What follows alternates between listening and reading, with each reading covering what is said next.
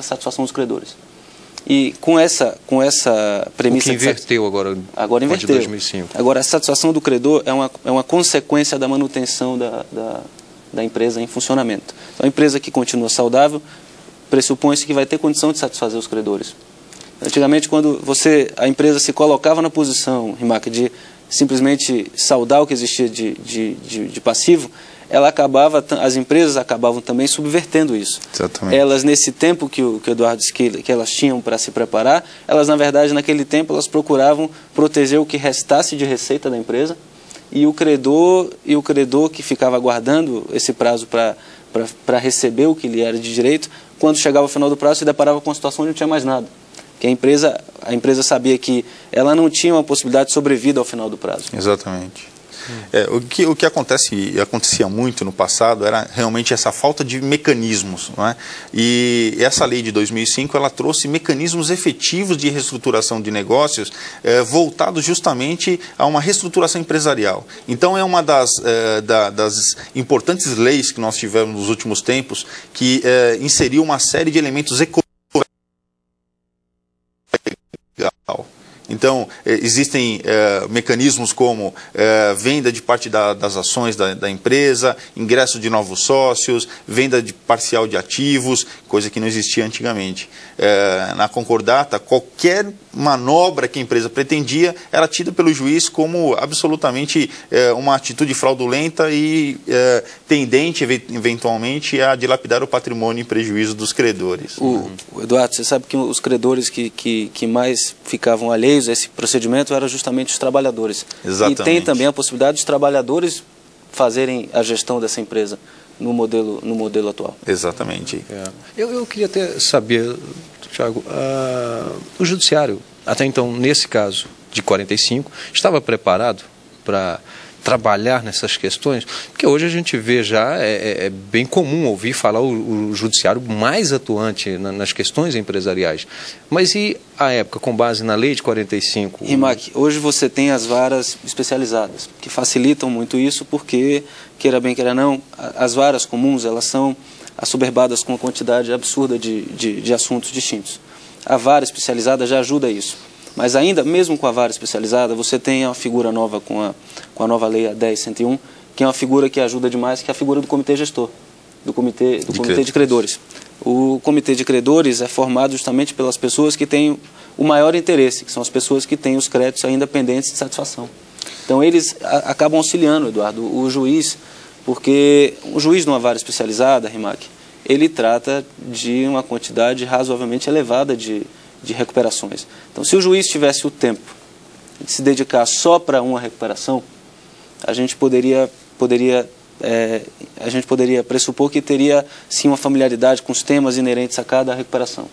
A partir do momento que você tem 10, 30, 40, 100 recuperações sob os auspícios de um só julgador, a figura do comitê de credores se torna indispensável.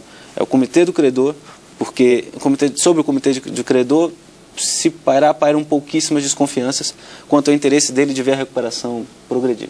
Então, o comitê de credor, ao lado do magistrado, conseguem aí sim formar um ambiente que consegue com bastante esforço e com certo tempo promover a recuperação da empresa. Sobre esse aspecto da sua questão, até muito oportuna, tem acho que 2 pontos relevantes a serem abordados. A primeira é o seguinte: na legislação anterior, quem decidia a vida ou a morte da empresa era efetivamente o juiz. O juiz tinha a obrigação de fazer análise da viabilidade do negócio. Hoje, o instrumento jurídico que foi criado entregou isso à mão do maior interessado, que é o credor. E aí, através desse mecanismo, como o Thiago disse, que é o comitê de credores. O segundo aspecto é aquele que a sua sensação é bastante verdadeira, de que hoje os juízes estão um pouco mais preparados. Logo no início da vigência dessa lei, os juízes das varas especializadas ao redor do Brasil foram convocados para fazerem cursos empresariais voltados especificamente a essa questão, e foi uma iniciativa, não sei se você se recorda, da Fundação Getúlio Vargas com o Poder Judiciário. Então houve até um convênio à época em que se criou até, de certo modo, um curso preparatório para os juízes para agregar a eles alguns elementos empresariais e administrativos que eles não têm até por formação. né? Então, essa questão, essa mudança de foco, deixando hoje a decisão da viabilidade do negócio, decidir se a empresa vai à frente ou não, na mão dos maiores interessados, eu acho que foi uma decisão muito sábia. Não sei se o Thiago concorda comigo. O Rimac, você nos perguntou sobre o caráter um tanto tardio dessa alteração. Essa alteração habitou os corredores da Câmara e do Senado durante muito tempo. Não é uma inovação nossa. O sistema brasileiro não percebeu essa necessidade. Essa maneira de compreender o papel das empresas e a importância de se recuperar as empresas já existia tanto no ordenamento francês, italiano, e uma realidade americana ainda mais desenvolvida. Então, durante muito tempo foram analisados esses outros formatos para se identificar como isso melhor se encaixava. E essa discussão perdurou por mais de 20 anos no Congresso e chegou-se a um sistema que trouxe um pouco de cada experiência e que, ao final das contas, não sei se o Eduardo concorda, se respaldou muito no sistema americano. Exatamente. Com certeza. Então ela tem um maior fundamento na legislação americana. Exatamente, porque a common law que rege o direito norte-americano é uma legislação não codificada, o que significa dizer que a rotina de julgamentos e a rotina de identificação dos casos específicos é que geram as regras.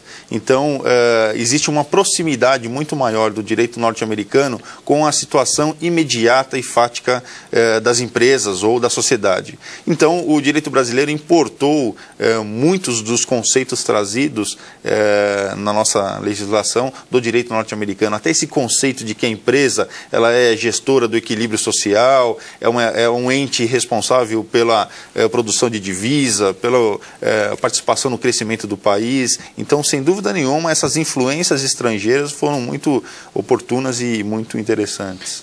O doutor Thiago cita que ficou aí nos corredores do Congresso por aproximadamente 20 anos, é isso?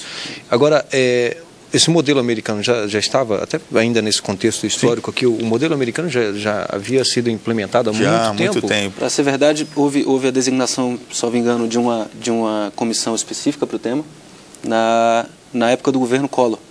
E com a transição do governo Collor para o governo Itamar, foi destituída à época aquela comissão e foi restituída uma nova comissão, que conseguiu, ao final em meados de 2005, concluir o trabalho exitosamente.